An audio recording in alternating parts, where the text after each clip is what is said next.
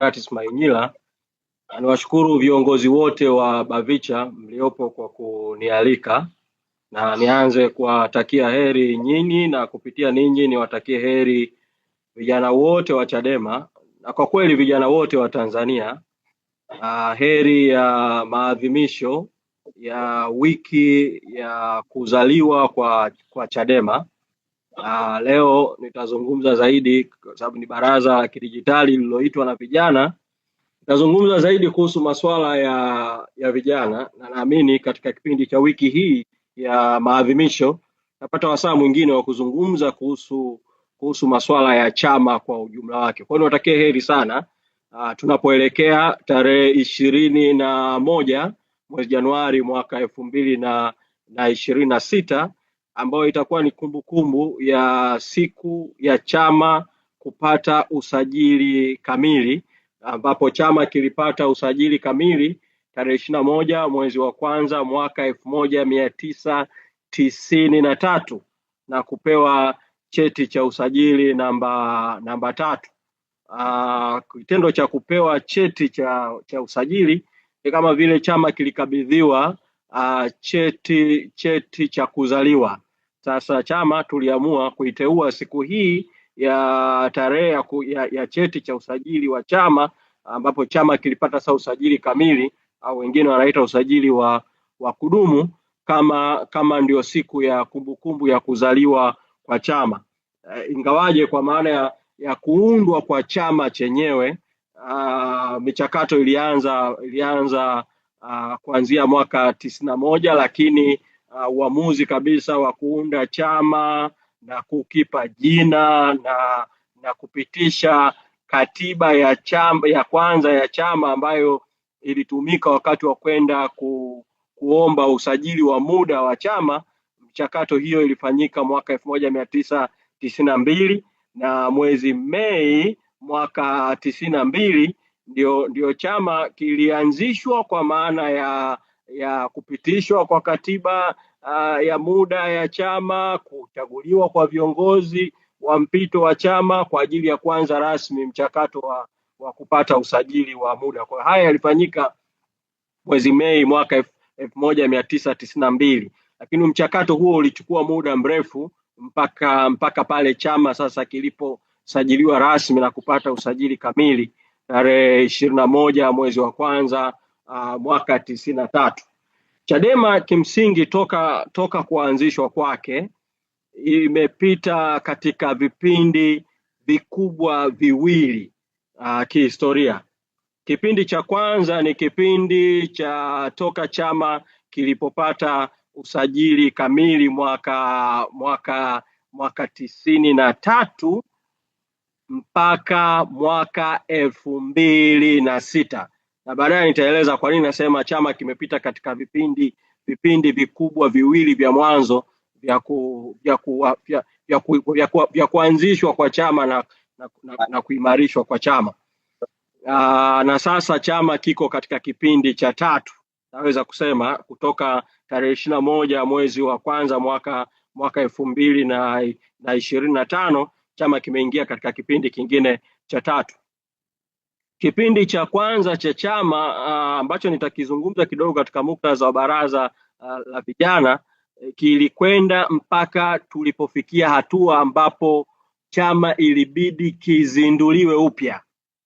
Yani chama kilizinduliwa upya kama vile kinaasisiwa upya, na uzinduzi wa upya kabisa wa chama ulifanyika tarehe 13 mwezi wa 8 mwaka 2006. Kwa hiyo tulifanya tukio kabisa la kuzindua chama upya kabisa, kuzindua bendera mpya ya chama, kuzindua mabaraza ya chama, kuzindua kadi mpya za chama na kuanza usajili upya kabisa wa wanachama wa chama. Hiki kilikuwa ni kipindi cha pili ambacho nitakielezea na sababu za kuwepo kwa kipindi hicho cha pili cha kisiasa katika historia ya kuanzishwa kwa chama. Kwa kuwa leo ninazungumza zaidi katika muktadha wa kuanzishwa kwa BAVICHA na masuala ya vijana,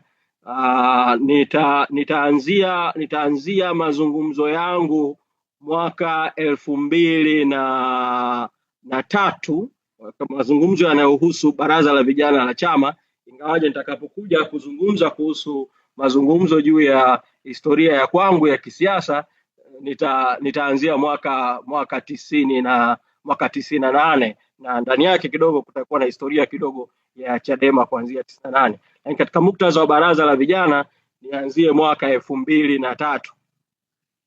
Mwaka 2003, wakati huo nikiwa mwanafunzi wa chuo kikuu cha Dar es Salaam, lakini vile vile nilikuwa kiongozi katika taasisi kadhaa za vijana. Niliandikiwa barua mwaka huo wa 2003 na chama cha Chadema. Wakati huo sikuwa mwanachama wa Chadema. Wakati huo Chadema mwenyekiti wa chama akiwa marehemu mzee Mohamed Makani maarufu kama Bob Makani. Na niliandikiwa barua na mwenyekiti wa wakati huo wa chama kwa niaba ya kamati iliyokuwa imeitwa ya kufanya mapitio ya sera za chama, na nikawa nimealikwa na chama kwenye mkutano wa kongamano lililoandaliwa na chama lililofanyika pale ukumbi wa Landmark Hotel Ubungo mwaka huu 2003, ambalo lilikuwa ni la kupitia upya sera za chama. Na mimi nilialikwa mahususi kwa sababu nilikuwa mwanaharakati wa masuala ya vijana kupitia rasimu ya sera ya vijana ya Chadema na kuipitia katiba ya Chadema katika jicho la masuala yanayohusiana na vijana. Kwa hiyo nilipokea ule mwaliko na nikapitia nyaraka ya katiba ya Chadema ya wakati huo na rasimu ya sera ya vijana ya Chadema ambayo ilikuwa inapelekwa kwenye ile kongamano ambayo ilikuwa inajadili sera mbalimbali, na nikatakiwa kwenda kutoa mada kwenye kongamano hilo kuhusiana na katiba ya Chadema katika muktadha wa vijana na sera rasimu ya sera ya vijana. Nikafika katika kongamano hilo, nikakutana wakati huo na timu kubwa tu ya viongozi wa Chadema wakati huo. Mwenyekiti mzee Edwin pia akiwa mwenyekiti mstaafu alikuwepo, mzee Makani mwenyewe ambaye alikuwa mwenyekiti wakati huo alikuwepo, na mwenyekiti wa tatu wa Chadema Freeman Mbowe alikuwepo wakati huo akiongoza hiyo kamati ya mabadiliko au ya mageuzi ndani ya chama. Kwa hiyo nikafika kuzungumza, na mambo mawili makubwa ambayo niliyasema wakati huo kwenye kongamano hilo ni kwamba nilipoipitia sera ya vijana ya Chadema nikagundua kwamba ilikuwa ina mapengo katika kutoa mwelekeo juu ya ushirikishwaji wa vijana katika maamuzi na ushiriki wa vijana katika siasa. Kati ya mambo ambayo yalikuwa yanakosekana katika iliyokuwa wakati huo rasimu ya sera ya vijana ya Chadema ni pamoja na Chadema kutoa ahadi kwa vijana wa Tanzania, kwa sababu sera ni ahadi au matamko ya kisiasa juu ya matamanio ya chama cha siasa au kikiingia serikalini kuweza kutekeleza yale ambayo yanatekelezwa.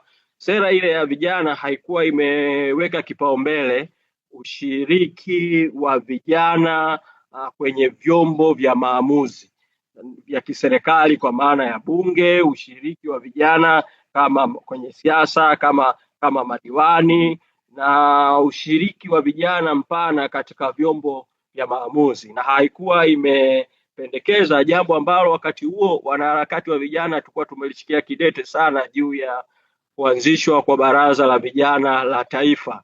Kwa hiyo nikapendekeza kwamba kwa hali ya nchi yetu ilivyo, kwa idadi ya watu katika nchi yetu na mwelekeo wa nchi, Chadema ikitaka kukua, kwa sababu wakati huo Chadema haikuwa taasisi kubwa sana kama ilivyo sasa, ni lazima kutoa nafasi kubwa zaidi kwa vijana. Kwa hilo lilikuwa ni jambo la kwanza kubwa ambalo nilipendekeza. Jambo la pili ambalo nilipendekeza, na hili lilihusiana na katiba ya Chadema yenyewe. Ndani ya katiba ya Chadema vijana walikuwa wametajwa kama sehemu ya muundo wa chama, na vijana walikuwa wamewekwa kwenye kamati za chama katika kila ngazi kulikuwa kuna kamati ya chama, kamati ya utendaji ya chama, na kwenye hiyo kamati ya utendaji ya chama, kwenye hiyo katiba ya zamani ya Chadema, kulikuwa kuna wawakilishi wawili wanaowakilisha vijana kwenye kamati ya utendaji, mmoja akiwa ni mwenyekiti wa vijana na mwingine akiwa ni katibu wa vijana kwenye ngazi mbalimbali. Na kwenye ngazi ya taifa kulikuwa hakuna mwenyekiti au katibu wa vijana, kulikuwa kuna mkurugenzi wa vijana ambaye alikuwa anaingia kwenye secretariat ya chama. Nikakiambia chama cha Chadema wakati huo mwaka 2003 kwamba kwa muundo kama huo wa kisiasa Chadema haiwezi, katiba Chadema haiwezi kukua kisiasa na haiwezi kupanuka kwa sababu haina vyombo vingi vya kiuendeshaji, vya kiutendaji na vya kimapambano.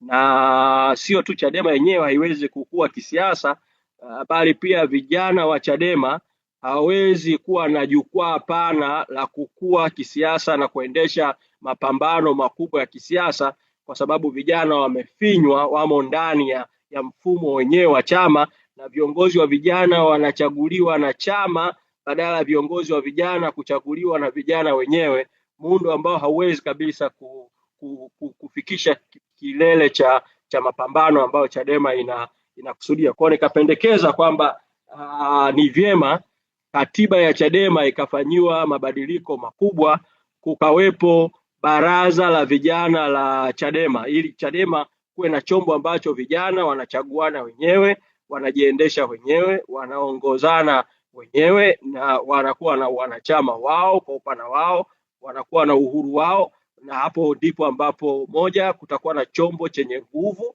cha vijana wa Chadema, lakini upande mwingine chama nacho kitavutia vijana kwa kiwango kikubwa, na hivyo hatimaye chama kitakuwa na nguvu kubwa. Na nikasema hilo vile vile lifanyike kwa upande wa wanawake.